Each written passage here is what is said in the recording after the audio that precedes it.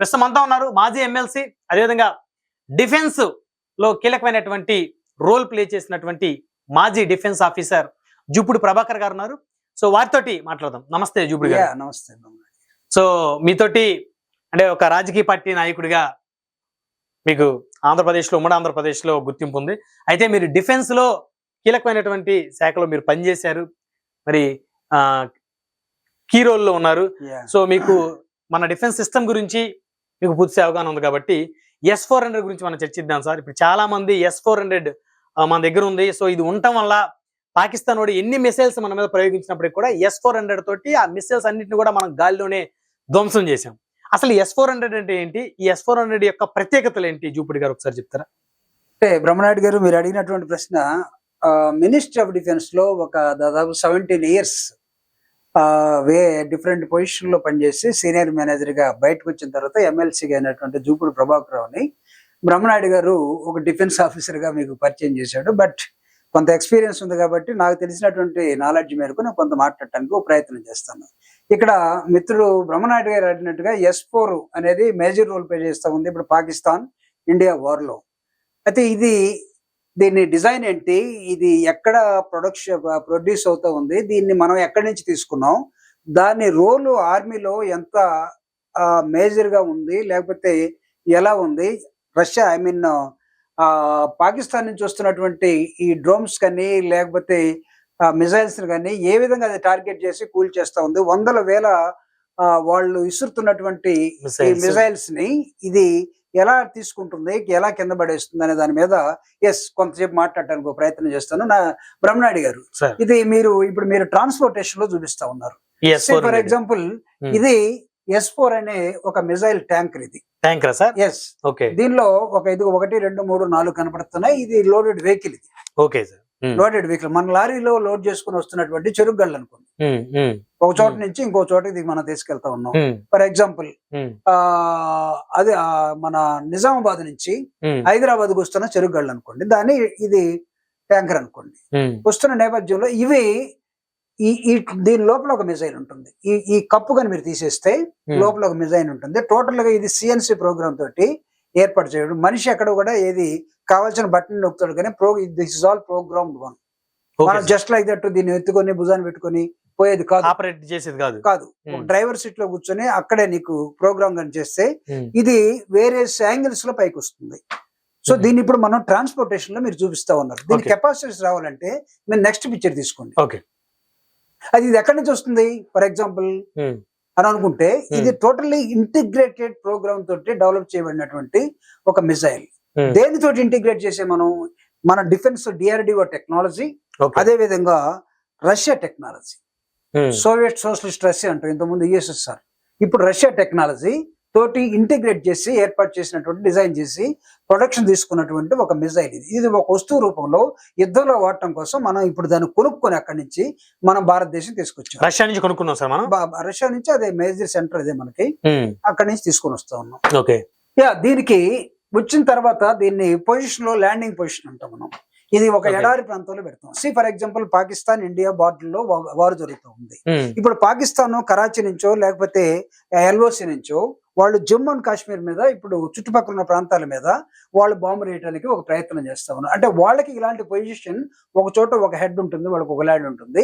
మనం మన పెరిఫెరీలో ఉండి, మన సరిహద్దుల్లో ఉండి మనం ఒక పొజిషన్ లో ఉన్నాం. ఇప్పుడు పాకిస్తాన్ నుంచి వస్తున్నటువంటి ఆ మిసైల్ ఏదైతే ఉందో ఆ మిసైల్ ని పట్టి ఇది తను ఇందాక CNC ప్రోగ్రామ్ ద్వారా పొజిషన్ తీసుకుంటూ ఉంటుంది. ఇందాక మనం చూసినప్పుడు ఇలా స్లాంట్ గా హారిజంటల్ గా ఉంది, ఇది స్లోగా వర్టికల్ గా పైకి లేస్తుంది. అంటే మనకి ఏ పొజిషన్ లో కావాలో వస్తున్నటువంటి ఆ మిసైల్ ని మనం ఎక్కడ ఏ యాంగిల్ లో తీసుకోవాలో ఆ యాంగిల్ ని మనం సెట్ చేసుకుంటా ఉన్నాం. అది ఇప్పుడు ఇది S-4 యాంగిల్స్ మీరు చూపిస్తా ఉన్నారు. ఒకవేళ నిజంగా అటు నుంచి మిసైల్ వస్తే దాన్ని ఇంకొక పిక్చర్ లోకి వెళ్ళిపోండి మీరు.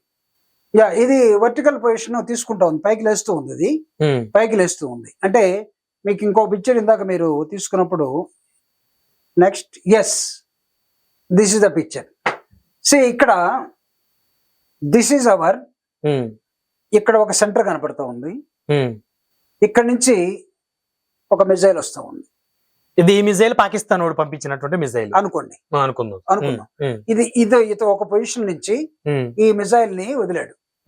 ఈ మిజైల్ ని వదిలిన తర్వాత దీన్ని ఇది సెన్సార్ తోటి ఇక్కడ ఉన్నటువంటి దాన్ని, దీస్ ఆర్ ఆల్ సెన్సర్స్, లేకపోతే రాడార్స్ ఉంటాయి ఇక్కడ, ఇదిగో ఇవి రాడార్స్. ఇదేం చేస్తుందంటే క్యాచ్ చేస్తుంది. సో దాని పొజిషన్ క్యాచ్ చేస్తుంది. ఎక్కడికి వస్తుంది ఇంక్లినేషన్, ఇదిగో ఇక్కడ నుంచి ఇది వచ్చి ఎక్కడో ఒక చోట ఇక్కడ ల్యాండ్ అవ్వాలి. యాక్చువల్ గా ఇక్కడ ల్యాండ్ అవ్వాలి అనుకుందాం. ఇక్కడ మనకి జమ్మూ అండ్ కాశ్మీర్ ఉంది అనుకోండి. జమ్మూ అండ్ కాశ్మీర్ సివిలియన్ ఒక హాస్పిటల్ మీద ఈ స్కడ్ వేస్తూ ఉన్నాడు. పాకిస్తాన్ ఒక హాస్పిటల్లో దేని ఒక శిబిరాన్ని టార్గెట్ చేసి వెయ్యాలి అని అనుకున్నప్పుడు, సో ఆ పొజిషన్ ని ఈ సెన్సార్ క్యాచ్ చేసి కరెక్ట్ గా ఎలా క్యాచ్ చేయగలదు? ఈ S4 ఏం చేస్తుందంటే, ఇప్పుడు ఈ S4 ఇక్కడ మనం ఇక్కడ పెట్టుకున్నాం, అది వాళ్ళ సరిహద్దు, ఇది మన సరిహద్దు. ఓకే, ఇక్కడ పెట్టుకున్నాం. ఇది సర్ఫేస్ టు ఏరియా అంటే ఎయిర్, సర్ఫేస్ టు ఎయిర్. ఈ మిసైల్ ఏమంటాం అంటే సర్ఫేస్ టు ఎయిర్ మిసైల్ అంటాం. అంటే ఎయిర్ లోకి లేచిన దాన్ని, ప్రతి దాన్ని ఈ సర్ఫేస్ నుంచి ఇది ఖచ్చితంగా టార్గెటెడ్ గా కొట్టాల్సిన అవసరం ఉంది. లేకపోతే దీని కాస్ట్ ఎంత అవుతుందంటే, కాస్ట్ ఎఫెక్టివ్ ఎంత అవుతుందంటే, ఇది ఒక పెద్ద సిటీని కొట్టొచ్చు, ఒక హాస్పిటల్ ని కొట్టొచ్చు, లేదా ఒక సివిలియన్ కాలనీని కొట్టొచ్చు, ఒక నగరాన్ని కొట్టొచ్చు, ఒక క్యాపిటల్ కొట్టొచ్చు. ఇది ఆ మిసైల్ వీళ్ళేసింది అంత పవర్ఫుల్, అంత పవర్ఫుల్. సో దీన్ని క్యాప్చర్ చేసి దాన్ని పేలకుండా, లేకపోతే పేల్చేసి, లేకపోతే దాన్ని కిందకి దించేసి, దాన్ని వర్టికల్ గా అవసరమైతే మన ఏరియాలోకి అసలు దాన్ని ఏం పని చేయకుండా, ఇట్ ఈస్ కాల్డ్ డిఫ్యూజన్. అంటే పేలటానికి సిద్ధంగా ఉన్న బాంబుని పేలకుండా చేయటమే డిఫ్యూజన్. పేలకుండా యాజ్ ఇట్ ఈస్. అందుకే మనకి టీవీలో చూసినప్పుడు నిన్న మొన్న జరిగిన యుద్ధంలో కొన్ని మిసైల్స్ మధ్యలో ఇరిగిపోయి ఒకటి, తునిగిపోయి ఒకటి, అవి పొలాల్లో పడితే మనోళ్ళు పోయి చూస్తా ఉన్నారు. ఏదో పాములో ఉంటే, పొలాల్లో పాములు తిరుగుతుంటే ఒకడు వచ్చి దాన్ని పట్టుకోవడానికి వస్తా ఉంటే మనం కూడా చూస్తా ఉంటాం. అట్లా ఈ మిసైల్ పడ్డప్పుడు చూస్తా ఉన్నారు. అంటే లేమేనకు అర్థం అవడం కోసం నేను ఆ భాష వాడుతా ఉన్నాను. సో ఇక్కడ వాడినటువంటి ఇది పాకిస్తాన్ మిసైల్ అనుకున్నాం. ఈ పాకిస్తాన్ మిసైల్ వీళ్ళు టక టక టక టక వాడుతా ఉన్నారు. ఇది మనం ఆర్మీ తోటి, గన్ తోటి మనం చేయలేం, చాలా టఫ్ అవుతుంది. కాబట్టి S4 అనేది integrated missile, I mean supplied from the USSR, purchase from the USSR. మనం ఇంటిగ్రేటెడ్ టెక్నాలజీ తోటి మనం కొనుక్కున్నటువంటి ఈ మిసైల్ ని ఈ పొజిషన్ నుంచి తీసుకున్నాం. మనం అక్కడ ఈ పొజిషన్ లో తీసుకుని అది వస్తున్నటువంటి పాత్ ని రాడార్ ద్వారా ఇది క్యాచ్ చేసి ఏ డిగ్రీస్ లో, ఏ యాంగిల్ లో వస్తుందో, ఫర్ ఎగ్జాంపుల్ మనం వదిలింది ఇక్కడ దాకా వచ్చింది, వీళ్ళు వదిలింది ఇక్కడ దాకా వచ్చింది, ఇక్కడ దీన్ని అటాక్ చేసింది, ఈ పాయింట్ అటాక్ చేసింది. వాడేమనుకున్నాడు, దీన్ని ఈ పాయింట్ లో ఎక్కడో ఒక చోట ల్యాండ్ అయ్యి బాంబు పేల్చాలనుకున్నాడు. వాడి కాన్సెప్ట్. దాని డిస్టెన్స్ ఇస్తాడు, దాని ఇంక్లినేషన్ ఇస్తాడు, దాని వర్టికల్ యాంగిల్ ఇస్తాడు, హారిజాంటల్ యాంగిల్ ఇస్తాడు, దాని ఎన్ని డిగ్రీస్ లో అది టిల్ట్ అవుతుందో చూపిస్తాడు. అంటే that is also programmed. So ఇక్కడ మనం యాంటీ మిసైల్ లాగా దీన్ని వాడుతున్నాం మనం. అంటే దాన్ని కొట్టడం కోసం మనం ఈ ప్రోగ్రామ్, ఇది ఆటోమేటిక్ గా తన డైరెక్షన్ మార్చుకుంటుంది. ఇది ఎటు పోతే అటు వెళ్ళిపోతుంది. సో మన ప్రమేయం ఏమి ఉండదు అప్పుడు. అంటే వెంటాడు ఒక కుక్క ఇంకొక కుక్క తరివేటప్పుడు అది ఎటుపోతే కారు వెనకపోతే కారు వెనక్కి, లేకపోతే ఇంకొక బజార్కి పోతే బజార్కి వెంటాడిపోయే క్రమంలోనే ఈ మిసైల్ దీన్ని వెంటాడు. ఆ మిసైల్ ఏ పొజిషన్ వెళ్తే ఆ పొజిషన్ వెళ్ళిపోతుంది. ఒకవేళ ఒకటి పొజిషన్ మిస్ అవుతా ఉంటే ఇంకొకటి వచ్చి వస్తుంది పైనుంచి. ఒక దానిలో 4 ఉంటాయి. ఇందాక మనం పెట్టిన దానిలో ఒక్కొక్క దానిలో ఒక 4 మిసైల్స్ ఉంటాయి. వన్ ఆఫ్టర్ వన్ మనం వదలొచ్చు. లేకపోతే మనకు వేస్టేజ్ ఎంత కూడా ఒకదాన్ని గురి చేసి కొట్టాలనుకుంటే కొట్టచ్చు. ఇదిగో ఇక్కడ ఈ పాయింట్ లో బరస్ట్ అయిపోయి శకలాలు మాత్రమే పడతాయి. ఇక్కడ బ్లాస్ట్ అయిపోయిన తర్వాత ఈ మిసైల్ అంతా వేస్ట్, ఇంకా దానిలో పవర్ లేదు, న్యూట్రలైజ్ అయిపోతుంది. సార్ నాకు ఒక డౌట్ సార్. ఇప్పుడు వీళ్ళ మిసైల్ ని మన S-400 సిస్టమ్ తోటి ఒక మిసైల్ మనం పంపించి దీన్ని బ్లాస్ట్ చేస్తున్నాం. చేసిన తర్వాత ఫర్ ఎగ్జాంపుల్ ఇది కింద పడే క్రమంలో ఇక్కడ ఒక ఏరియాను, ఒక కాలనీను, సివిలియన్స్ ఉన్నారనుకోండి, మరి దాని వల్ల వారికి ఏమైనా ప్రమాదం జరిగే పరిస్థితి? అంటే కొంత సెకలాలు కదా ఇవి. ఇప్పుడు నీకు బాంబు కాదు ఇది. ఇప్పుడు ఇందాక దాకా బాంబు అనుకున్నాం, బాంబు ఎఫెక్ట్ వేరుగా ఉంటుంది. సో ఇప్పుడు దాన్ని మనం డిస్ట్రాయ్ చేసాం, బాంబుని మనం డిఫ్యూజ్ చేసేసి. బాంబు అనేది ఇంకా పేలదు, దానికి కనెక్టెడ్ చేసిన వైర్స్ అన్ని కట్ అయిపోతాయి. ఓకే, ఇక్కడ పేలిపోయింది, ఇంకా అది ఆకాశంలో పేలిపోయింది. ఆ ఎఫెక్ట్ ఏముండదు పెద్దగా. నీకు ఏం పడుతుందంటే ఒక పెద్ద బండరాయి పైన పడ్డట్టు, ఒక మనుషుల మీద పడితే, ఒక రేకు పైన పడ్డట్టు, లేకపోతే ఒక పెద్ద కర్ర పైన పడ్డట్టు కొంత డ్యామేజ్ జరుగుతుంది కరెక్ట్ గా దాని కిందే ఉంటే. అంటే మాక్సిమం ఏమవుతాయంటే గురి తిప్పిపోయి కొన్ని చోట్ల వాడు టార్గెట్ మిస్ అవుతుంది కాబట్టి. సో పట్టణం పక్కన సపోజ్ ఇది ఒక ఇది ఒక సిటీ అనుకుందాం పైనుంచి, ఆ సిటీలో పడాలనుకున్నదాన్ని మధ్యలో పేల్చేసాం. సిటీకి దగ్గర ఏముంటుంది, పొలాలు ఉంటాయి, పొలాల దగ్గర చెరువులు ఉంటాయి, చెరువుల దగ్గర ఏముంటుంది, గట్లు ఉంటాయి, వాటిని అడవుల్లో పడవచ్చు. అక్కడ అట్లా మెజారిటీగా నీకు జనసందోహం ఉన్న దగ్గర టార్గెట్ చేసింది, మనం ఆ టార్గెట్ ని డైవర్ట్ చేస్తున్నాం కాబట్టి టార్గెటెడ్ ఏరియాలో పడకుండా ఇంకో చోట పడుతుంది కాబట్టి అక్కడ మనం అప్పటికి యుద్ధ వాతావరణం ఉంది కాబట్టి మనం జనాలందరం ఎవాక్యుయేట్ చేయటం, ఆ ప్రాంతంలో ఏ లేకుండా చేస్తాం కాబట్టి పెద్ద నష్టం జరగదు. ఓకే, పెద్ద నష్టం జరగదు. సో ఇలాంటి ఈ S-400 సిస్టమ్స్ మన దగ్గర 5 ఉన్నాయి కదా సార్ ఇప్పుడు? మనం 5 అనే కదా, మనం డిఫెన్స్ కాబట్టి మనం రివీల్ చేయలేం. ఓకే ఓకే, కొంచెం భద్రతా కారణాలు చూస్తే మనం చెప్పలేం, అంటే తెలిసినా చెప్పలేము. ఒకటి ఎన్ని ఉన్నాయో నాకు తెలియదు కాబట్టి అసలు చెప్ప I'm not working in it. కొన్న వాళ్ళకి వాళ్ళు కొంతమందికి తెలుసు. సో కొంత అవసరమైతే గోప్యంగా ప్రభుత్వం, కేంద్ర ప్రభుత్వం ఉంచే అవకాశాలు కూడా ఉంటాయి కదా సార్? టోటల్ గా గోప్యం ఇది. డిఫెన్స్ అంటేనే మీకు సీక్రెసీ మెయింటైన్ చేయబడదు. సో మా దగ్గర ఇన్ని ఉన్నాయి అన్ని ఉన్నాయి చెప్పరు. అయితే ఈ క్యాలిక్యులేటెడ్ గా అందరికి తెలిసినటువంటి కంపేర్ చేసినప్పుడు ఇప్పుడు మన వాళ్ళు చాలా మంది కూడా యూట్యూబర్స్ గానీ మిగతా వాళ్ళు కానీ చెప్తా ఉన్నారు. ఇప్పుడు ఆమ్నెస్టీ పాకిస్తాన్ దగ్గర ఎంత ఉంది, మా దగ్గర ఎంత ఉంది, ఆర్టిలరీ ఫోర్సెస్ ఎంత ఉన్నాయి, నేవీ ఫోర్సెస్ ఎంత ఉన్నాయి, ఎయిర్ ఫోర్సెస్ ఎంత ఉన్నాయి వాళ్ళ దగ్గర.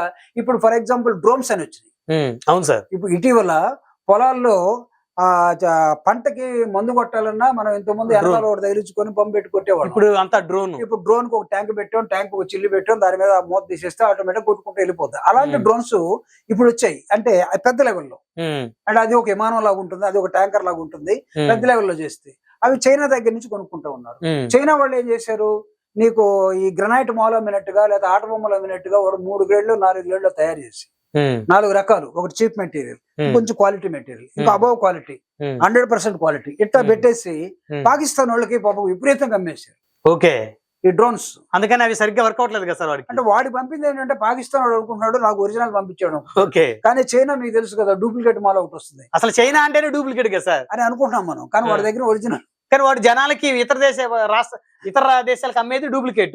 ఇలాంటివి జరుగుతూ ఉంటాయి. ఒరిజినల్ వాడు ఉంచుకుంటాడు. ఒరిజినల్ పంపిస్తే మళ్ళీ ప్రాబ్లం. ఎందుకంటే పాకిస్తాన్ వాడు తీసుకెళ్లి అమెరికాకి ఇచ్చాడు అనుకోండి, వాడు డిజైన్ చేసుకుని వాడు ఒరిజినల్ గా దాన్ని అమ్ముకుంటాడు. కాబట్టి ఇక్కడ చాలా జాగ్రత్తలు తీసుకోబడతాయి మెటీరియల్స్ లో కూడా. ఇవన్నీ కూడా డిఫెన్స్ మెటీరియల్స్. దట్టు ఒక టెక్నాలజీ ఇంకోటి షేర్ చేయబడదు అన్లెస్ అంటిల్ MOU ఉంటే తప్ప, అగ్రిమెంట్ ఉంటే తప్ప. కాబట్టి ఇప్పుడు పాకిస్తాన్ వాడుతున్నటువంటి ఏమన్నా మనం ఇందాక డ్రోన్స్, ఈ డ్రోన్స్ ని ఫటా S-400 ఎందుకు కాల్ చేస్తుందంటే అవన్నీ కూడా నాకు తెలిసి స్పూరియస్ మెటీరియల్ అంతా. అది వీళ్ళేమనుకున్నారంటే ఒరిజినల్ అనుకుని కొనుక్కున్నారు. వాళ్ళు కొంత చీప్ గా ఇచ్చారు.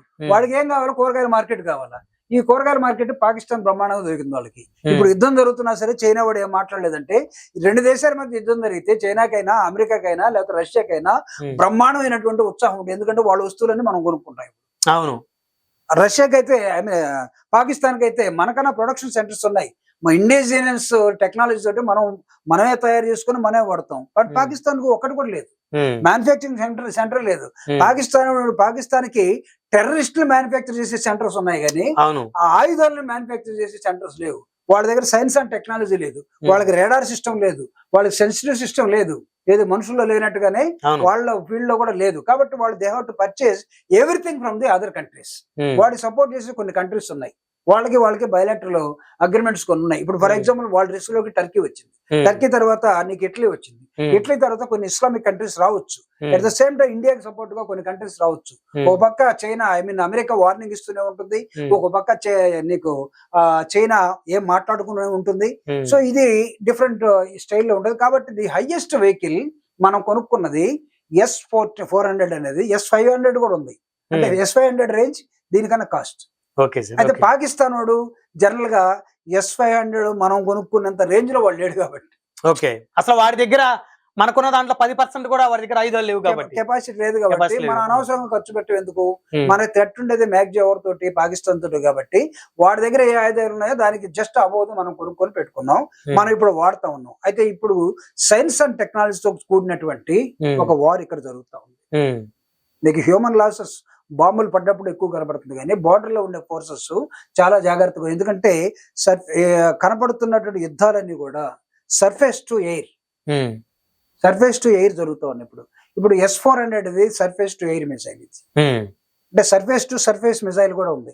మొన్న మనం కొట్టాం, మనం వాళ్ళ దగ్గర ఉన్నటువంటి 9 టెర్రరిస్ట్ సెంటర్స్ మనం కొట్టాం.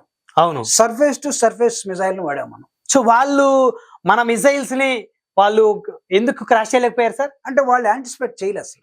ఓకే. మనం కొడతామని వాళ్ళు యాంటిసిపేట్ చేయలే. ఎందుకంటే Okay. వాళ్ళకి ఆ ఇంటెలిజెన్స్ లేదు. Okay. మనం ఎక్కడ కూడా మన ప్రధానమంత్రి గారు చాలా మౌనంగా ఉండి ఎవరెవరితోటి ఏం మాట్లాడుతున్నారో కూడా తెలియకుండా ప్లాన్ చేసి టక్కన అటాక్ చేశాడు. పక్కన అటాక్ చేశాడు. అటాక్ చేయడం కూడా సివిలియన్స్ మీద పడకుండా, Hmm. అవతల మిలిటరీ క్యాంప్స్ మీద పడకుండా, Hmm. ఓన్లీ టెర్రరిస్ట్ క్యాంప్స్ ఎక్కడ ఉన్నాయో, ఇంకా ఉన్నాయి టెర్రరిస్ట్ క్యాంపులు. Hmm. నాకు తెలిసి మనం అనుకున్నాం పాకిస్తాన్ లో ఉన్నాయి కానీ, బట్ ఇండియాలో కూడా వాళ్ళ టెర్రరిస్ట్ క్యాంపులు ఉన్నాయి. అది మనం మర్చిపోకూడదు. Hmm. వాళ్ళకి టెర్రరిస్టులకి అనేక చోట్ల క్యాంప్స్ ఉంటాయి. Hmm. అనేక చోట్ల క్యాంప్స్ ఉంటాయి. ఆ క్యాంప్స్ లో Hmm. ఇప్పుడు మనకు కనపడింది అక్కడ పాకిస్తాన్ లో ఉన్నటువంటి క్యాంపులు కనపడ్డాయి కానీ, Hmm. ఇండియాలో వాళ్ళకు ఉన్నటువంటి క్యాంప్స్ ఏంటో మనకు తెలియదు. Hmm. అది మానవ రూపంలో రావచ్చు, మానవ బాంబు రూపంలో రావచ్చు, Hmm. లేకపోతే ఒక సెంటర్ మనకు కనపడకుండా ఉండొచ్చు. Hmm. ఇవన్నీ చాలా జాగ్రత్తగా మనకు కనపడినటువంటి సర్ఫేస్ టు సర్ఫేస్ మిసైల్ ని వాడేసి Hmm. ఆ 9 సెంటర్స్ కొట్టేసాం. ఆ 9 సెంటర్స్ ని టెర్రరిస్టులు ఎప్పుడైతే కొట్టామో Hmm. మొత్తం పాకిస్తాన్ ఆర్మీ మొత్తం బయటకు వచ్చేసింది. Yes. అసలు ఏంటి వాడికి వీటికి సంబంధం ఏంటి? ఒక టెర్రరిస్టు అన్ని దేశాలకు టెర్రరిస్టే, భారతదేశానికే కాదు. Hmm. ఇప్పుడు బిన్ లాడెన్ ఉన్నాడు. బిన్ లాడెన్ ని కొట్టాలని అమెరికా తిరిగింది, పెంచి పోషించేది అమెరికానే. అవును. కానీ ట్విన్ టవర్స్ కొట్టిన తర్వాత, అక్కడ ఉన్నటువంటి అమెరికన్ టవర్స్ కొట్టిన తర్వాత, ఆగస్ట్ 11 అనుకుంటాను, Hmm. కొట్టిన తర్వాత బిన్ లాడెన్ ఎక్కడ దొరుకుతాడు, ఎక్కడ తిరిగారు, ఎక్కడ దొరికాడు? ఆఖరికి లాహోర్ లో దొరికాడు. లాహోర్ ఏ కంట్రీ? పాకిస్తాన్. పాకిస్తాన్.